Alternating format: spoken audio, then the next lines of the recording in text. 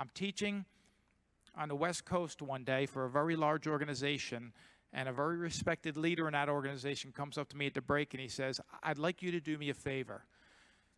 I'd like to get one of your books, and I'd like you to give it to the specific lieutenant, and I'd like you to say, I've been told you're one of the finest officers that this organization has ever had. I said, you want me to do that at the break? He goes, no, I want you to do it in front of everybody.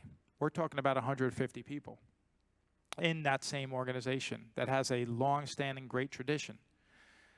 I said, well, that's kind of risky. He says, yeah. He says, but I want you to do it. Now, I trust this guy. He's one of those distant members of mine that I watch from a distance and say, I'd like to be more like that. So, sure enough, we come back after the break, and I say, is Lieutenant so-and-so here? And the guy raises his hand. He's sitting right in the center of the room.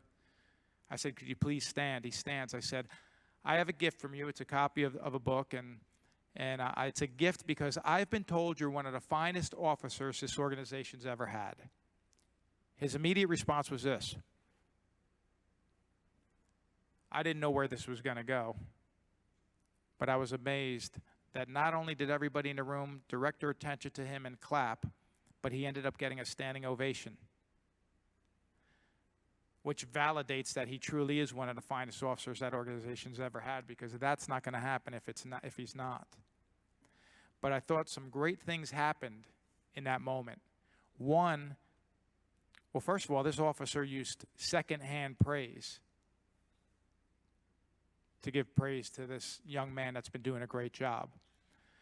But one of the things that I thought was phenomenal was that he thinks enough about his members to want to give him that kind of moment in public. The second thing I thought was amazing is that here's a guy that obviously is consistently always doing the right things and maybe struggling to do the right things sometimes.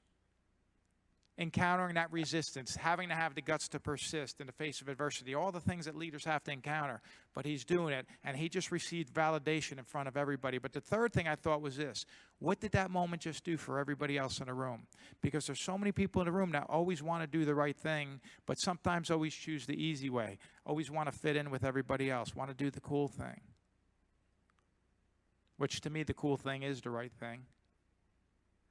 But here's a situation now where I'm sure that there's other people in that room that said, I want a moment like that one day. So be a leader that gives your people moments like that.